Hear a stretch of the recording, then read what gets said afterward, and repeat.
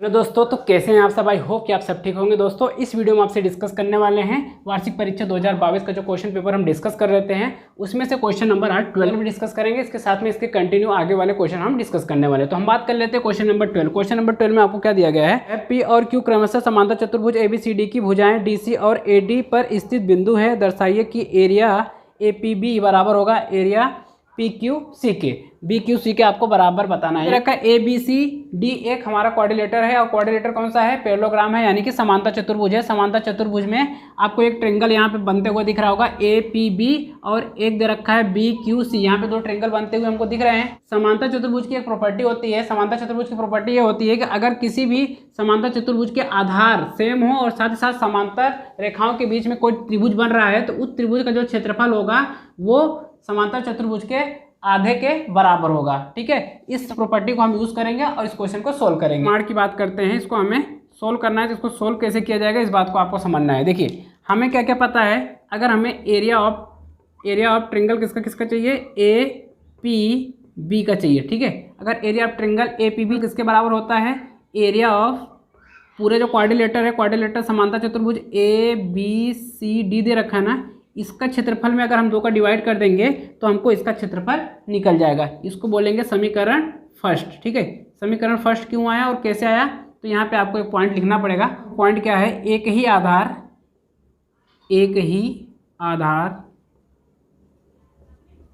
तथा एक ही समांतर रेखाओं के बीच स्थित त्रिभुज का क्षेत्रफल, समांतर चतुर्भुज का आधा होता है। ठीक है, ये पॉइंट आपको लिखना है यहाँ पे लिखना है। यानी कि अगर आपको बताना है कि APB का जो एरिया होगा वो किसके बराबर हो जाएगा, तो बोल देना ये पूरा जो समांतर चतुर्भुज है, इस समांतर चतुर्भुज में अगर हम दो का डिवाइड कर देंगे उसके एरिया में तो ये हमको त्रिभुज APB का एरिया मिल जाएगा। ठीक है, इसके बाद में इसी प्रकार से यहाँ लिखेंगे, इसी प्रकार से हम क्या लिखेंगे, एरिया किसका एरिया, भाई एरिया ये वाला BQC, एरिया BQC बराबर किसके हो जाएगा, तो बोलेंगे भैया एरिया जो होगा क्वाड्रिलेटरल ABCD इसके आधे के बराबर हो जाएगा। इसको बोल देंगे हम सेकंड इक्वेशन में। इसको क्यों लिखा, तो बोल देना एक ही आधार तथा एक ही समांतर रेखाओं के बीच स्थित त्रिभुज का जो त्रिभुज होता है वो समांतर चतुर्भुज के आधे के बराबर होता है। समीकरण 1 और समीकरण 2 से देखिए, यानी कि यहाँ पे राइट हैंड साइड इस राइट हैंड साइड के बराबर है, तो हम ये लिख सकते हैं जब हमारे राइट हैंड साइड आपस में बराबर होते हैं तो हम उसको लेफ्ट हैंड साइड के बराबर लिख सकते हैं। इसी प्रकार से हम यहाँ पे लिख सकते हैं एरिया ऑफ APB बराबर क्या लिख सकते हैं, एरिया ऑफ BQC। इसको हम दोनों को एरिया को बराबर लिख सकते हैं। ये भाई कहाँ से लिखा हमने, क्योंकि हमने हमारे पास दो इक्वेशन थे, समीकरण 1 और समीकरण 2 से, क्योंकि इन दोनों का राइट हैंड साइड आपस में बराबर था, इसीलिए ऑटोमेटिक ये लेफ्ट हैंड साइड आपस में बराबर आप लिख सकते हो। यही हमको प्रूव करना था, तो बोल देना भैया ये हो गया प्रूव दैट। ठीक है, यही होता है। अतः यह सिद्ध होता है कि area of APB equal to होगा एरिया ऑफ BQC के, ये बराबर हो जाएगा। 13 में अथवा वाला क्वेश्चन हम सोल्व कर रहे हैं। तो अथवा में क्या दे रखा है, एक शंकु का कुल पृष्ठीय क्षेत्रफल ज्ञात कीजिए जिसकी तिर्यक ऊंचाई 21 मीटर है और आधार का व्यास कितना दे रखा है, 24 मीटर दे रखा है। ये शंकु दे रखा है, इस शंकु का जो डायमीटर हमको दे रखा है, बेस का जो डायमीटर है वो कितना दे रखा है, 24। अगर डायमीटर आपको दे रखा है तो यहाँ पे रेडियस कितना हो जाएगा, भाई डायमीटर में 2 का डिवाइड कर देते हैं तो रेडियस निकल जाएगा, तो ये रेडियस बराबर कितना हो जाएगा, 12 मीटर हो जाएगा। ठीक है, और साथ ही साथ आपको स्लांट हाइट यानी कि L की वैल्यू दे रखा है, इसको तिर्यक ऊंचाई दे रखी है 21 मीटर। तो 21 मीटर आपको क्या दे रखा है, तिर्यक ऊंचाई दे रखा है, तो यानी कि जो दिया है उसको लिख लेते हैं। तो डायमीटर दे रखा है D बराबर, यहाँ पे लिख लेना आधार का व्यास बराबर कितना दे रखा है, 24 मीटर दे रखा है, तो इसमें हम 2 का डिवाइड करेंगे कितना हो जाएगा, ये 12 मीटर क्या हो जाएगा, ये हो जाएगा हमारा रेडियस, यानी कि रेडियस आ गया 12 मीटर। और साथ ही साथ हमें ये दे रखा है L बराबर यानी कि तिर्यक ऊंचाई, यहाँ लिख लेना तिर्यक ऊंचाई बराबर क्या है हमारा 21 मीटर दे रखा है, 21 मीटर हमें तिर्यक ऊंचाई दे रखा है। तो अब यहाँ हमको निकालना है बेलन का संपूर्ण पृष्ठीय क्षेत्रफल। अब यहाँ लिखेंगे हम जानते हैं भाई क्या जानते हैं, जानते हैं शंकु का कुल क्षेत्रफल बराबर होता है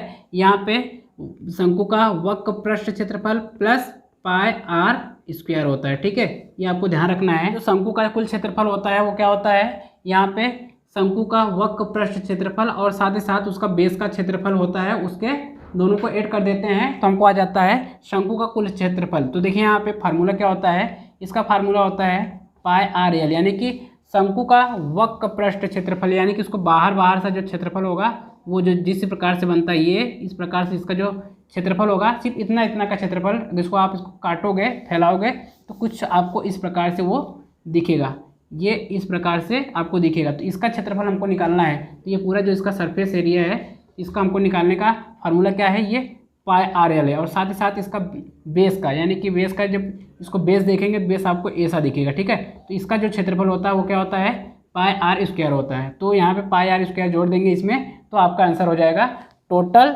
सरफेस एरिया ऑफ कोन। ठीक है, तो कोन का टोटल सरफेस एरिया निकालने का ये फार्मूला अगर आप देखेंगे तो क्या हो जाएगा, यहाँ पे देखिए पाई आर दोनों में कॉमन है तो पाई आर कॉमन ले लिया तो बचेगा क्या, एल प्लस आर बचेगा।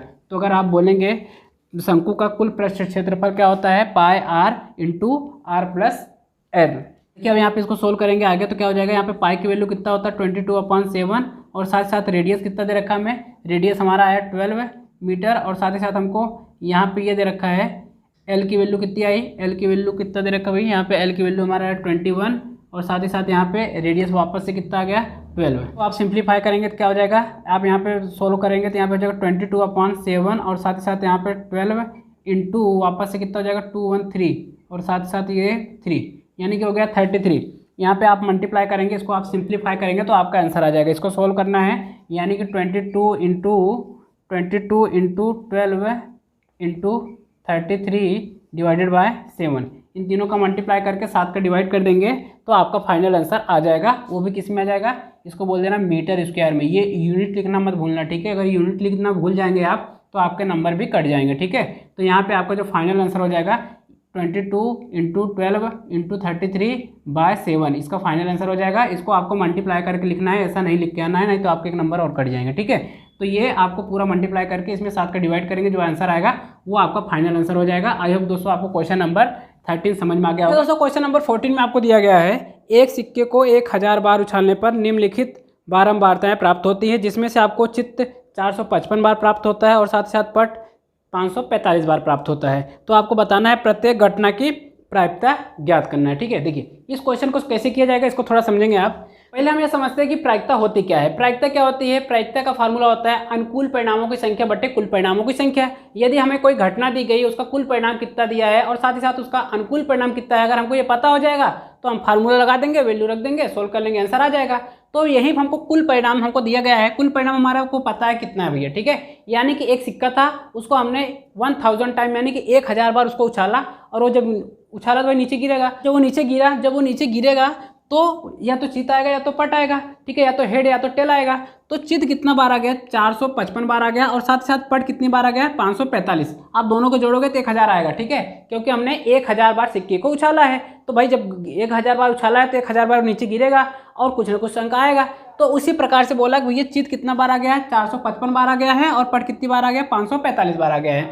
तो आपसे पूछा गया है कि बताइए कि चित आने की प्रायिकता क्या होगी और पट आने की प्रायिकता क्या होगी। तो चित आने की प्रायिकता बराबर क्या हो जाएगी, अनुकूल परिणामों की संख्या बटे कुल परिणामों की संख्या। अनुकूल कितना हो गया, चित कितना बार आया है, 1000 बार में हमारे चित बार कितनी बार आया है, तो हो जाएगा हमारा अनुकूल परिणाम। और हमारा कुल कितना है, कुल 1000 है, तो आ जाएगा। अगर चित आने की प्रायिकता पूछी जाएगी तो 455 बटे 1000 और साथ ही साथ पट आने की प्रायिकता पूछी जाएगी तो अनुकूल परिणाम कितना हो जाएगा भाई। हमने 1000 बार जो उछाला था उसमें से हमारा पट कितनी बार आया था, 455 बार आया था, सॉरी 545 बार आया था।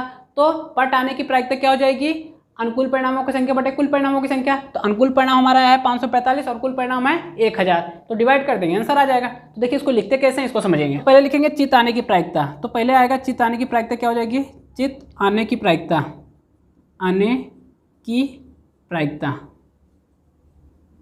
क्या हो जाएगा, अनुकूल परिणामों की संख्या बटे कुल परिणामों की संख्या। ये आपको लिखना है, मैं डायरेक्ट लिख रहा हूँ भाई। हमारा चित आने की प्रायिकता मतलब चित पूछा गया, चित कितनी बार आया है, 545। अनुकूल परिणाम कितना हो जाएगा, ये हमारा हो जाएगा अनुकूल परिणाम, अनुकूल परिणाम। और ये भी हमारा हो जाएगा अनुकूल परिणाम। ठीक है, ये भी हमारा अनुकूल परिणाम होगा और ये भी अनुकूल परिणाम होगा, ठीक है। यानी कि 1000 बार उछाला गया था, उसमें से चित्त इतनी बार आया था और पट इतनी बार आया था, ठीक है। तो ये हमारे अनुकूल परिणामों की संख्या का काम करेगा और हमको कुल परिणाम तो हमको दे ही रखा है। कुल परिणाम कितना था भाई, 1000 था। 1000 बार हमने सिक्के को उछाला था, उसमें से चित्त कितना बार आया था, तो उसमें से आया था 455 बार आया था। तो ये हमारी हो गई प्रायिकता। तो इसका आंसर क्या हो जाएगा, इसका आंसर हो जाएगा, करना है तो कितना हो जाएगा, ये 1 2 3 यानी कि 3 संख्या बाद 0 लग जाएगा, यानी कि 0.455 इसका आंसर हो जाएगा, ठीक है। अगर आपको पूछा जाए बताइए चित्त आने की प्रायिकता क्या हो जाएगी, तो बोल देना 0.455, ठीक है। ये आपका आंसर हो गया चित्त आने की प्रायिकता।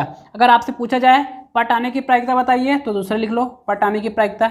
इसी प्रकार से लिखेंगे, पट आने की प्रायिकता बराबर कितना हो जाएगा, अनुकूल परिणामों की संख्या बटे कुल परिणामों की संख्या। अनुकूल परिणाम कितना आ रहा है, 545 बटे 1000। इसको आप डिवाइड करेंगे तो कितना आ जाएगा, ये 0.545, ठीक है। ये आ गया आपका सेकंड वाले का आंसर। अगर चित्त आने की प्रायिकता बोलेगा तो आपको ये बताना है, अगर आपको पट आने की प्रायिकता बोलेगा तो आपको ये आंसर बताना है।